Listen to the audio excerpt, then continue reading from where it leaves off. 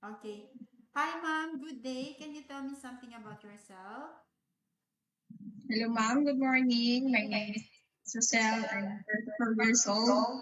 From Philippines. I have a live-in partner. Okay. So, do you have any kids? Yes, ma'am. I have three kids, one boys and two girls, age 13, 7, and 5. Okay. How many siblings do you have?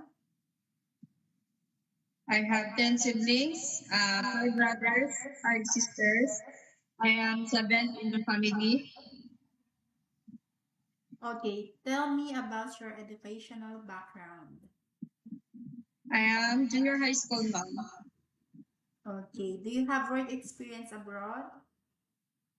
No, ma'am, but I work here in the Philippines for 2 years and 3 months. Okay. What I is your work in the Philippines? I serve a couple employer, ma'am. I do the household chores, uh, ironing, cleaning, ironing, laundry, and I took care of their children.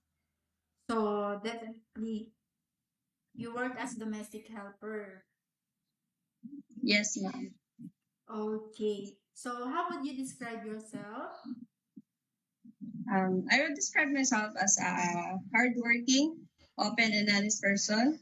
I'm passionate about my work, and I know how to get my job done.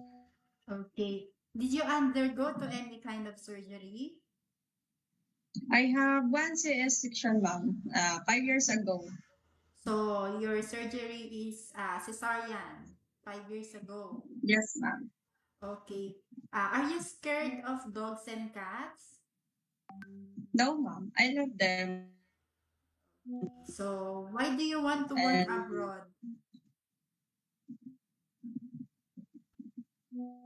uh, to earn money and for my family. Can you repeat your answer, ma'am? Why do you want to work abroad? To earn money for my family, ma'am. Okay. So do you have any tattoo? Yes, ma'am. I have this one, ma'am. Okay, so only one tattoo. Okay. So what is your message to your future employer? To my future employer, if you're going to hire me, I promise to finish my contract and extend if you need me and treat you as my own family. And I will learn to speak Cantonese and cook more Chinese food. Thank you. Okay, thank you, ma'am.